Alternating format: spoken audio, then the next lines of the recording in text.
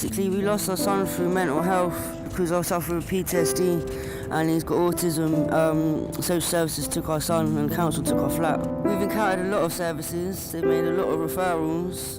No second night out, a good 3.5 years ago, I was in touch with them. They relocated me to an area and then just left me there. In this tent, about 2 weeks, but on the streets, about 10 months. Someone left a £10 note here and we woke up to some posh person coming past going, "Thanks for that tenner, mate. We could really do with that," and walked off of it.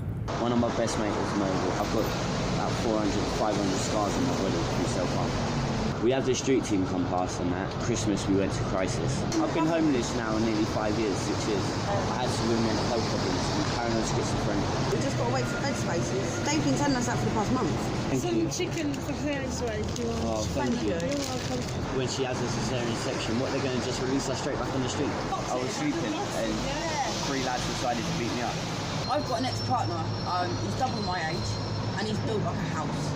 He put 17 cigarettes out on my back. Come out and it's all registered, it's all with the police. And then he put a knife to Daniel's throat and told Daniel that if he didn't leave me, he'd kill me. Bury him. And there was a rape that happened just over a week ago. He's due in court on the 12th, but they released him on court bail. So we're still having to hide? Said that if I didn't withdraw the statement, then he'd bury me and my child. He's now locked He's up already again seen us. because he attacked another female 2-3 days ago. He's been in prison 6 times in the past year for the shit he's done to me and Daniel. He fly kicked me in my head, he's pistol over me. He started, and every single person that walked past just stood there and watched. Everyone's scared of him.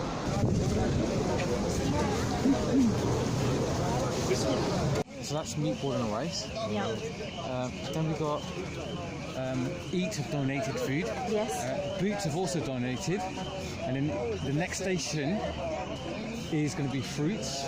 So that's bananas and any fruit that's been donated by Eat. Next station down is vegetarian rice and curry. Yeah. The next station down is drinks, so you've got soft drinks, and then you've also got hot and cold drinks. I technically experienced homelessness about 5 years ago. I was brought into a mental institute, Maudsley Hospital, and while I was there, I was told not to go back to my mum's house where I was living at the time. So I had to be put into a hostel, and it took some time for them to find a hostel, so I spent a lot of time in Maudsley Hospital. I've kind of been homeless since I was like 14 years old, from my nan to my aunts, to friends, to squats. And I stayed in hostels for a few years with very questionable characters. You sort of end up finding yourself in situations that you shouldn't have ever got yourself in, and the only way you can get to safety is by moving forward. And I've done that with a company called The Greenhouse, which is based in Hackney. I got the best support that I could get, but a lot of people don't get that. I was put onto the STEP team. I was put onto a therapist for 6 months. I just left the STEP team a few weeks ago. I was with them for 3 years. They put me onto the film course that I'm on now. I was knocked from pillar to post for a good 3-4 years, trying to find the right place to live. I was put into different hostels. They kept telling me that eventually I'd find my own place, and I didn't. I was put into one hostel for 2 years, and at the end of the 2 years, I was robbed and then put back into hospital. I lived in this homeless hostel with a lot of people that had a lot of problems that I didn't have. I'm still in a hostel, awaiting to go into another hostel.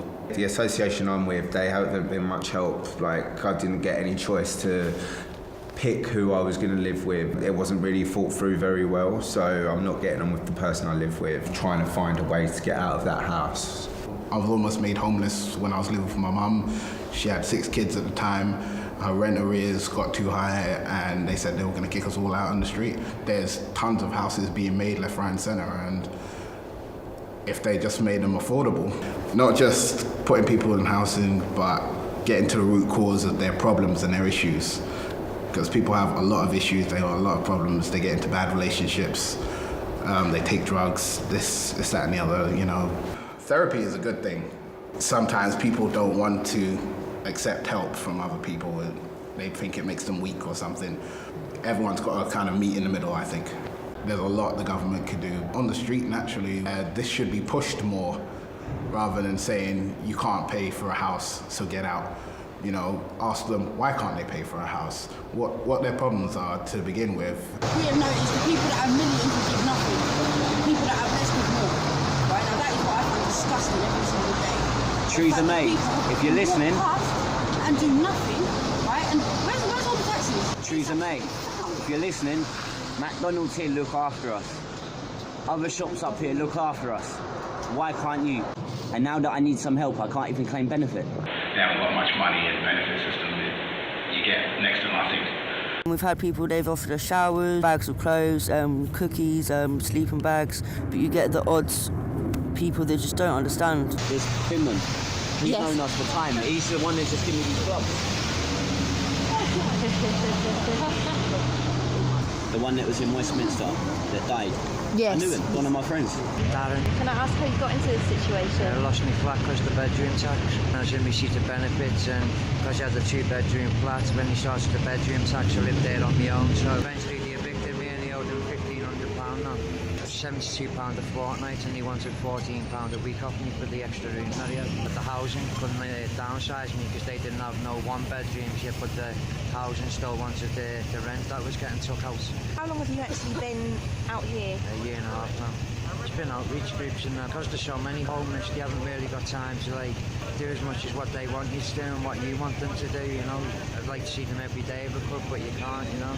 So it's a lack of resources and too many people in the same situation. Yeah, and the reality is you're still sat here. Yeah, I'm still sat here. Yeah. Thank you very much for your time. Thank you. No one wants to employ a homeless person. Paying for our stuff that's in storage. It's got all our little boys' bracelet from hospital, his tape measure, because we don't want to lose it, because it's our belongings, it's our flat. We'd packed blankets, woolly hats, gloves and a pair of socks for the homeless as Christmas gifts. My mum used to do things like this when she was alive. She passed away last year, and I just wanted to carry on doing what she would be doing. I didn't witness anything bad while I was doing it, but it was bad, like seeing the people in that situation, hearing people's stories, because we actually stopped and talked to people as well. He was homeless and we offered him sandwiches. He said, oh no, I don't want any sandwiches, but I've got a bag of bananas if you want to take. And I just found that really nice, because he was homeless himself and he was donating us food to add to our food. And they were greeting us with how we say hello in our language. Assalamu alaikum. Yeah. To one daughter who has a headscarf, they're saying Assalamu alaikum, and the other one they're saying Namaste, which is the Hindu greeting. So I don't know if they thought they were both different religions, but it was nice.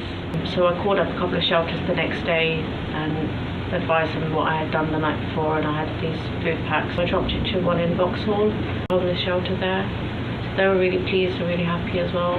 You hear about charities saying, oh, give us this much and we'll do this much, but you don't actually see it on the TV, but you don't see it in action. I'm Samara.